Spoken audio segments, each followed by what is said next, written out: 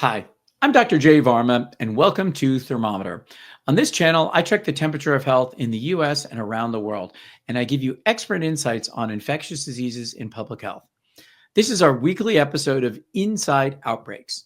And on Inside Outbreaks, I review the latest outbreaks of infectious diseases occurring here in the US and around the world, the outbreaks that you need to know about to stay safe and healthy. And I do this with my friend and colleague, Dr. Jon Epstein, a veterinarian, virologist, and disease ecologist who, like me, has spent his career tracking infectious diseases across all corners of the earth. Thanks, Jon, for joining me today. Thanks, Jay, for having me. How you doing? Good. I'm doing pretty well. How are you? How's everybody in the family? Well, I'm okay, but we had a rough week last week. My poor little daughter, I have a 6-year-old daughter, and she came home. She was not feeling good at school, came home at the end of the day, and just, absolutely unleashed the most hideous amount of vomit I've ever seen. And, when you come into our house, it's mostly wood floor, bare floor, and there's one area rug. And there was probably an 80% chance she could have kept it to the floor, which would have been so much better and easier to clean. But no, she made it right to the carpet and then unleashed. And we spent a good part of last week cleaning and scrubbing and deep cleaning. But this poor girl, she was really feeling out of it. And I started to wonder, well, what happened? How did she get this sick so quickly? She was fine when she went to school. And, I really think it was something like norovirus, this really kind of fast onset, really acute, severe. And she was sick for about 36 hours. She felt better about a day and a half later after resting and, lots of Gatorade and fluids.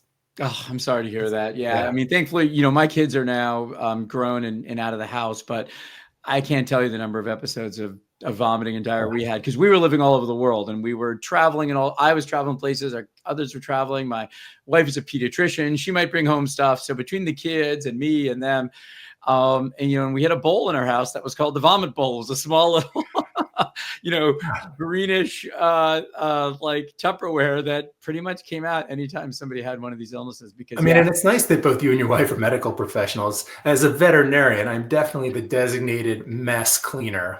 Any bodily fluid that exits a body, it's my job now to clean that up. It's just the cross I bear in my family. Yeah, so it was not pleasant. We all have that role. And so I think this actually brings us to one of the outbreaks that I wanted to discuss this week was about an outbreak of norovirus on a cruise ship.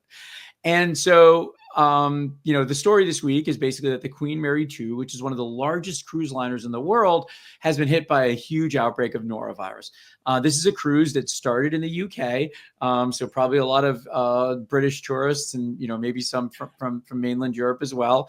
And they were taking that cruise liner to the Caribbean, the islands of St. Martin, St. Lucia, Grenada, Barbados. And the report says that about 10% of the passengers on this ship, so about 224 passengers out of 2,200 got sick, which is not a way, obviously, you want to spend your vacation. And according to reports, the ship is continuing on right now with what they call deep cleaning measures. And sounds like my house last week. Yeah, this is basically what you had to do in your house. And I have some experience with this. And, Jon, I'll tell you, I'll find out in a moment what you think about cruise ships. But unfortunately, one of my first cruise ship experiences was when I was in training at CDC in what's called the EIS, or Epidemic Intelligence Service program. I had to fly to Curacao, actually, to board a cruise ship because there was a massive outbreak of norovirus. This was a beautiful cruise ship. I mean, these people on the cruise ship were working as hard as they possibly could to contain this outbreak, but they just couldn't do it. I mean, there was 25% of the people on the ship eventually, from our analysis, got sick. And in fact, 4 of us boarded this ship from CDC. And one of the 4, thankfully not me, was vomiting by the end of this. That sounds like a nightmare. I mean, when the first part of your story sounded amazing. I'm in this training program. We go to Curacao. We're going on a cruise. Amazing. Then you realize it's because something really bad is going on and you're getting thrown into the middle of it. Oh, well, that is the whole thing. Whenever you do this type of work, like, people think your work is really exotic. And in a way it is. It is really exciting to be able to go to far and away places you might not normally. But then when you find yourself basically wearing PPE, scrubbing your hands left and right, being surrounded by people vomiting, it's not quite the glamorous thing you see in the movies. Miserable. And so here's the thing about norovirus. What you faced in your home is exactly the challenge of outbreaks on cruise ships, Basically, this is a virus, just for people to understand, that is highly contagious. It's actually one of the most highly contagious viruses that we have out there. And that's number one problem. Very small doses make you sick. Number two is that it actually can hang out and survive in the environment, and it is really hardy.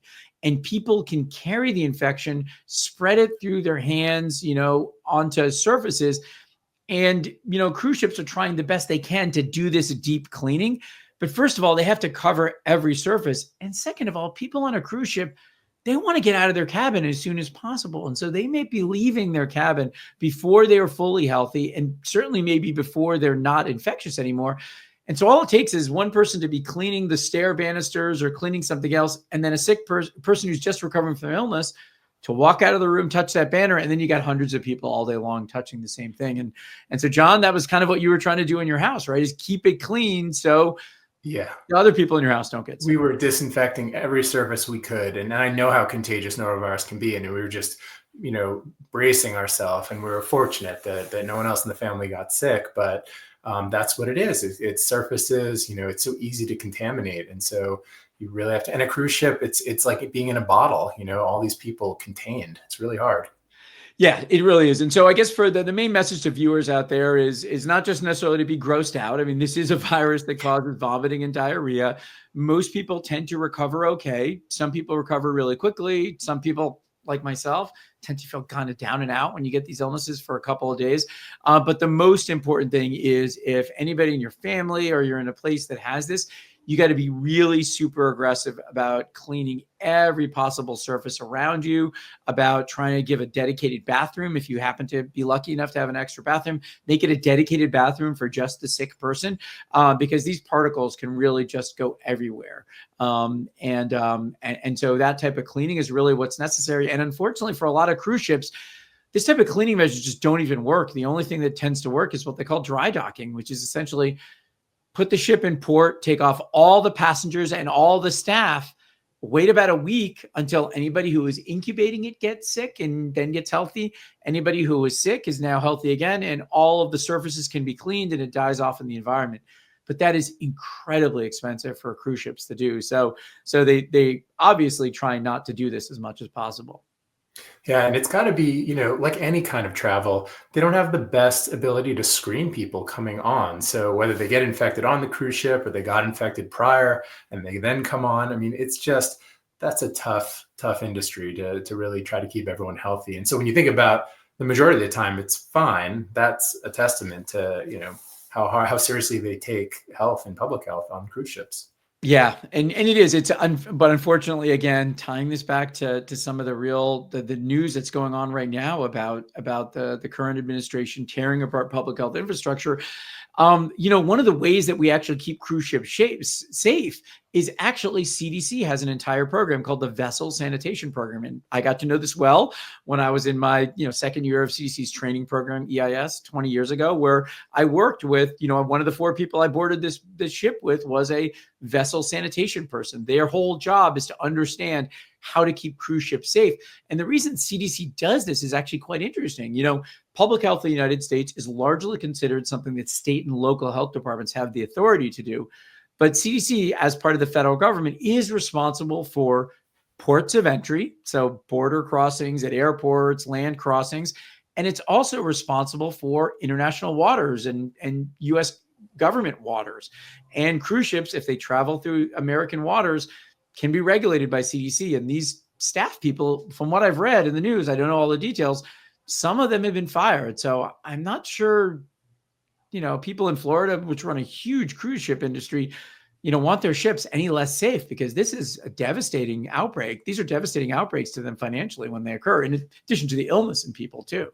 Yeah, it's a big loss. And it's, again, something we take for granted, that there's an aspect of the federal government that's helping, a leisure industry be safer. And so we'll really have to pay attention to see how that gets made up for.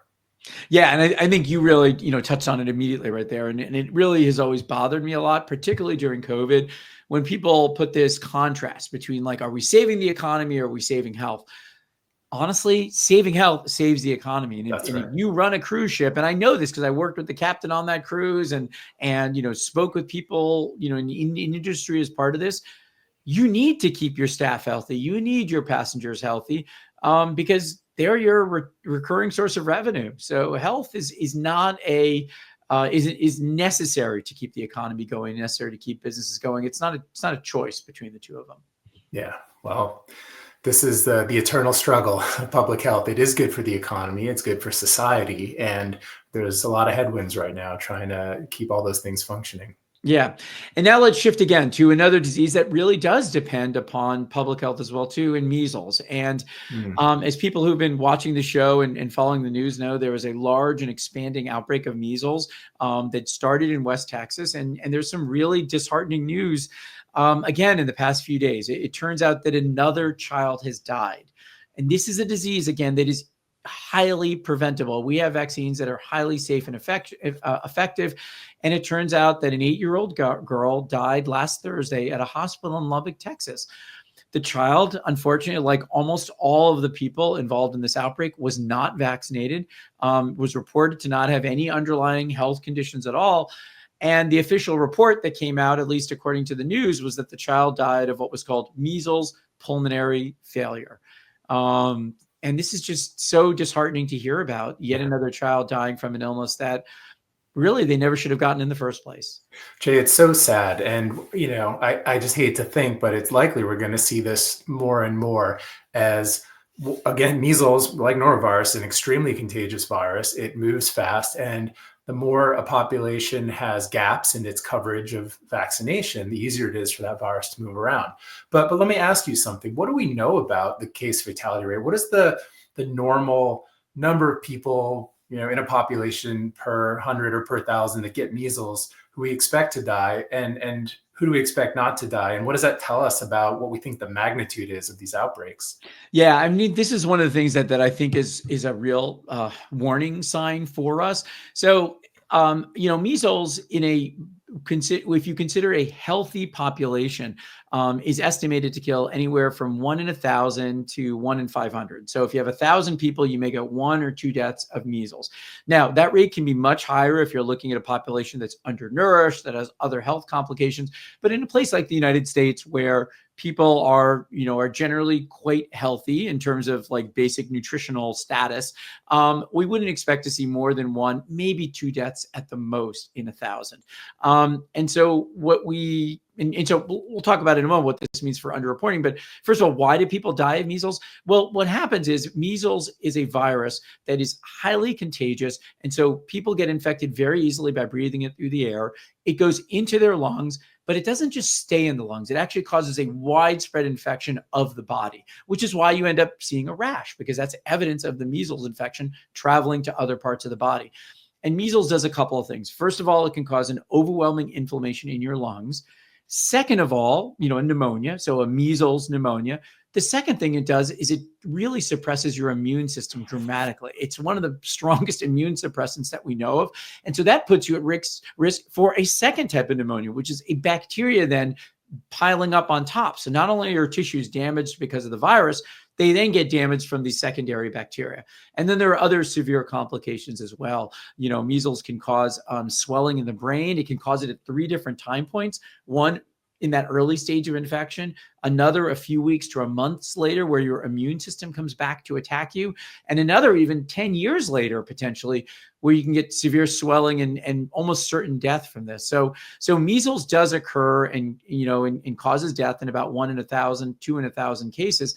But what really worries me, and getting back to your question, John, is that if there have already been 2 deaths, CDC is reporting that there are 600 confirmed measles cases. Mm-hmm. So what that means to me is that there are quite a large number of patients probably out there with measles that haven't been reported. So if you take that number 2 and we use 1,000 as our round number, there are probably more like 1,000 measles infections out there and not 607. It's so complicated because, of the cases we don't even know about, is it because we're not testing enough? Is it because people aren't seeking healthcare? I mean, this goes hand in hand with the idea of having insurance, health insurance, that it makes it more likely that you'll seek healthcare when you're sick. If you have a huge barrier to going to see a doctor, if you have a child with measles, they may not get recognized in time. And unfortunately, some kids will die if they're not vaccinated and it's not detected.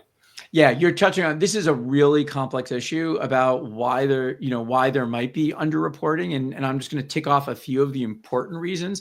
Having done a number of measles outbreak response measures, particularly done in small and communities that are under vaccinated. Number one reason people aren't being diagnosed and reported is they're suspicious of healthcare, right? The same reason they don't get vaccinated is the same reason they may not go see medical providers. Yeah. First of all, they'll keep their kids at home. What's the point of getting tested and treated if they think measles is a benign and simple illness? So you may only be seeing the tip of the iceberg in communities where there's under vaccination. That's number one. Number two is they often seek out medical providers who also don't really believe in vaccines or believe vaccine preventable diseases are rare. So even if they seek medical care, they're going to providers that are not going to report these cases to public health. They're definitely not going to collect specimens and report them. And then the third is that even if somebody does go see a medical provider, a lot of medical doctors have not seen a measles case. That's a good thing, right? Like I never saw a measles case in training in the late 90s because measles was right about to be eliminated in the United States. So there are people who are probably showing up with a fever and a rash who people think are, it's some other infection as well. And the last is the more we hollow out our public health system. The administration recently just got a ton of money from public health that was called COVID money, but actually it was funding a lot of our state and local laboratories to test for these things. So people aren't going to seek out medical care if they're suspicious of healthcare systems. They may seek out doctors who aren't the ones that are likely to test. They may see a doctor who does want to diagnose measles, but just has never seen it and so thinks it's something else. And the last is we don't really have great laboratory systems anymore. They're kind of being torn apart right now. It really puts us at risk, and it's sad. And I think we'll keep hearing about these cases popping up, and we should be thinking that if you're hearing about one, there's probably more that you aren't hearing about. Yeah, and that's really so critically important. We know in public health always that the number of what's called lab confirmed cases is always just the tip of the iceberg. That's something we always know about. But when it comes to a disease like measles, this is a disease that I assume every state in the United States, I haven't checked, but I'm going to assume is true. A case of measles is considered an immediately reportable condition. That is, if you work in a hospital or you work in a lab, you are required to not just like send an email or, fill out a paper form, but actually call your state or local health department.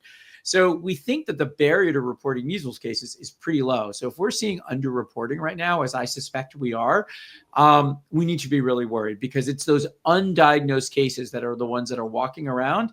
And before you get a rash, there's about a 4-day period where you are still highly infectious to other people. And that's how this disease really gets out of control. People with undiagnosed infection who are breathing this virus out, the virus can hang around in the air and it can infect people. So it's just another call to action to got to track this outbreak closely, and you've got to get yourself, any loved ones that make sure they're up to date on their vaccines.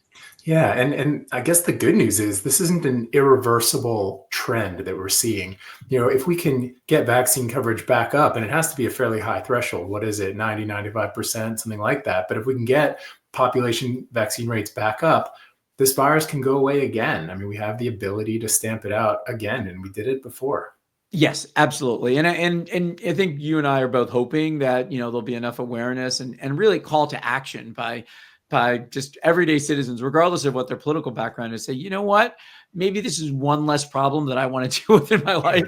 So I'm going to get a safe and effective vaccine for me and my children and like deal with all the other problems that we have in life. Let's try to tackle the ones that are easily tackleable.